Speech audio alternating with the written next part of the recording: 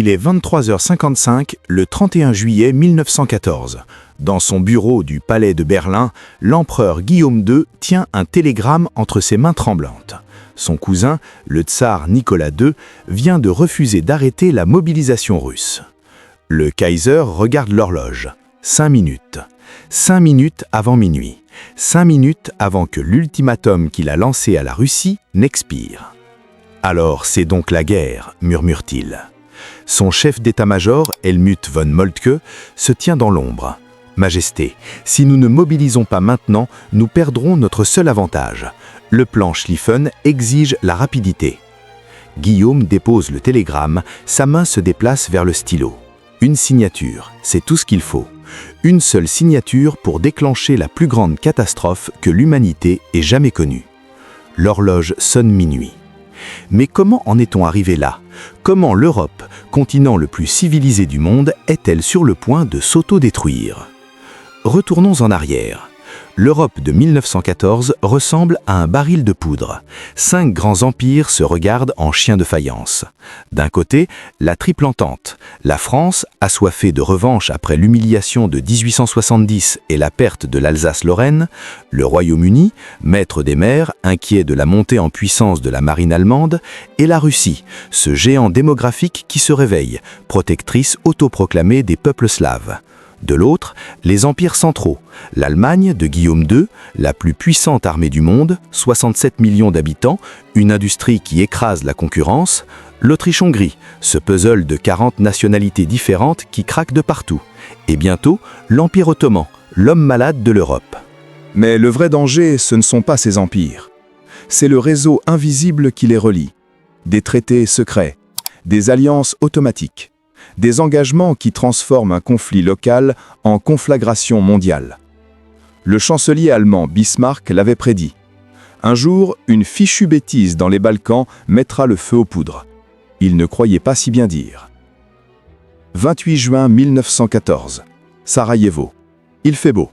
L'archiduc François-Ferdinand d'Autriche et son épouse Sophie visitent cette ville de Bosnie récemment annexée par l'Autriche-Hongrie. La foule applaudit.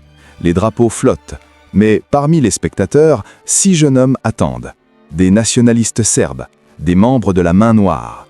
Ils ont des bombes, des pistolets. Le premier attentat échoue. La bombe rebondit sur la voiture de l'archiduc et explose sous la voiture suivante. François Ferdinand est furieux, mais indemne. « Bon, maintenant, allons à l'hôpital voir les blessés », dit-il. Le chauffeur se trompe de route. Il s'arrête, fait marche arrière. À cet instant précis, à cette intersection précise, se tient Gavrilo Princip, 19 ans. Il sortait d'un café après l'échec du premier attentat. C'est le hasard, le destin, l'histoire qui bascule sur un mauvais virage. Princip voit la voiture, il n'y croit pas. Il sort son pistolet. 2 coups de feu. Pan, pan. François Ferdinand s'effondre. « Sophie, Sophie, ne meurs pas, reste en vie pour nos enfants !» Mais le sang coule de son cou. Sophie est déjà morte, touchée à l'abdomen. L'archiduc héritier de l'Empire austro-hongrois meurt à 11h30. Le monde vient de basculer, mais personne ne le sait encore. À Vienne, la nouvelle tombe comme un coup près. L'empereur François-Joseph, 84 ans, a perdu son neveu et héritier. Mais pour les faucons de l'état-major austro-hongrois, c'est l'occasion rêvée. La Serbie doit être écrasée, martèle le comte Berchtold, ministre des Affaires étrangères. C'est un nid de terroristes, un État criminel. Mais l'Autriche-Hongrie a besoin de son allié. Le 5 juillet, l'ambassadeur austro-hongrois se rend à Berlin. Il rencontre Guillaume II. La réponse allemande est sans équivoque. Faites ce que vous devez faire. L'Allemagne vous soutiendra inconditionnellement. 23 juillet 1914, 18h. L'Autriche-Hongrie lance un ultimatum en 10 points à la Serbie. Délai, 48 heures. Les exigences sont humiliantes, mais la 10e est inacceptable. Des enquêteurs autrichiens doivent pouvoir opérer librement sur le territoire serbe. C'est une atteinte directe à la souveraineté du pays. À Belgrade, le gouvernement serbe est déchiré. Si nous acceptons, nous sommes un État vassal. Si nous refusons, c'est la guerre. Le 25 juillet à 17h58, 2 minutes avant l'expiration de l'ultimatum, la Serbie répond. Elle accepte presque tout. sauf le point 10. À 18h, l'ambassadeur austro-hongrois lit la réponse. Il se lève, prend son chapeau et quitte Belgrade. Les relations diplomatiques sont rompues. La guerre dans les Balkans vient de commencer. Mais ce n'est qu'une guerre locale, non? Non. 24 juillet. À Saint-Pétersbourg, le tsar Nicolas II reçoit les nouvelles. La Russie est la protectrice des Slaves, la Serbie est slave. Les calculs sont simples.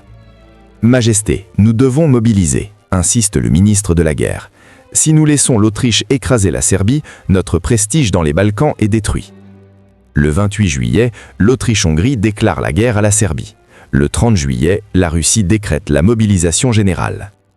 Et c'est là que tout s'emballe. Car la mobilisation, en 1914, ce n'est pas un geste symbolique, c'est la guerre. Des millions d'hommes appelés sous les drapeaux, des trains réquisitionnés, des plans militaires qui ne peuvent plus être arrêtés.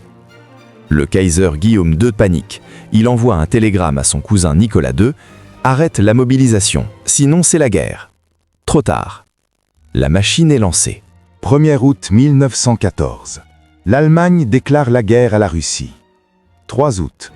L'Allemagne déclare la guerre à la France. 4 août.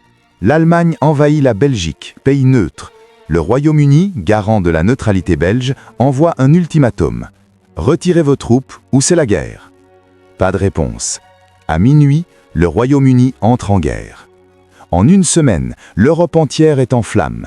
Les 5 plus grandes puissances du monde s'affrontent. Le plan Schlieffen se déploie. 1,5 million de soldats allemands déferlent sur la Belgique. L'objectif, contourner les fortifications françaises, foncer vers Paris, encercler l'armée française, gagner en 6 semaines. Puis se retourner contre la Russie. Mais les Belges résistent. Les forts de Liège tiennent bon. Chaque jour de retard est précieux pour les Français. Et pendant que l'Allemagne avance, des atrocités se commettent. Visé, Archeseau, Dinan, Louvain. Des villages entiers incendiés, des civils fusillés. La bibliothèque millénaire de Louvain, avec ses manuscrits irremplaçables, part en fumée. Les Huns modernes, titre la presse britannique. Septembre 1914. Les Allemands sont à 40 km de Paris. On entend le canon depuis la capitale. Le gouvernement français fuit vers Bordeaux. C'est fini? Non. Le général Joffre, commandant français, voit une faille dans le dispositif allemand. Les armées allemandes se sont écartées les unes des autres, entre elles un espace vulnérable. « Messieurs, nous allons contre-attaquer », annonce-t-il calmement. La bataille de la Marne commence le 6 septembre. 1,5 million de Français et Britanniques contre 1,5 million d'Allemands. Le long de la Marne, pendant 5 jours, c'est l'enfer. Paris mobilise ses taxis. 600 taxis Renault transportent 6000 soldats au front. L'image devient légende, les taxis de la Marne. Le 9 septembre, les Allemands reculent. Paris est sauvé. Mais personne n'a gagné, car les deux armées épuisées s'enterrent. Elles creusent des tranchées. Des tranchées qui vont de la mer du Nord à la Suisse. 700 km de tranchées. La guerre de mouvement est finie. La guerre de tranchées commence. Et personne ne sait encore qu'elle durera 4 ans. 1915, 1916, 1917. Les années se succèdent, les batailles aussi. Verdun, la Somme, le chemin des Dames, des noms qui résonnent comme des glas. À Verdun, en 1916, pendant 10 mois, Français et Allemands s'affrontent pour quelques kilomètres de terrain dévasté. 700 000 morts et blessés. Pour rien. À la Somme, le premier jour de l'offensive britannique, le 1er juillet 1916, 20 000 soldats britanniques sont tués. En une seule journée. Le jour le plus meurtrier de l'histoire militaire britannique. Les soldats appellent ça l'enfer. Les obus qui pleuvent, la boue qui engloutit, les gaz qui asphyxient, les rats qui dévorent les morts. Et la guerre s'étend. L'Italie rejoint les Alliés en 1915. L'Empire ottoman entre en guerre aux côtés de l'Allemagne. Le Japon saisit les colonies allemandes en Asie. En 1917, 2 événements changent tout. La Russie sort de la guerre après la révolution bolchevique. Mais les États-Unis y entrent, apportant leurs ressources infinies. L'Afrique, l'Asie, l'Océanie. Plus de 60 millions de soldats sont mobilisés. Ce n'est plus une guerre européenne, c'est une guerre mondiale. 11 novembre 1918, 11 heures du matin. Dans une clairière de la forêt de Compiègne, dans un wagon de chemin de fer, l'Allemagne signe l'armistice. À 11 heures précises, sur tout le front, les canons se taisent. Pour la première fois depuis 4 ans, le silence.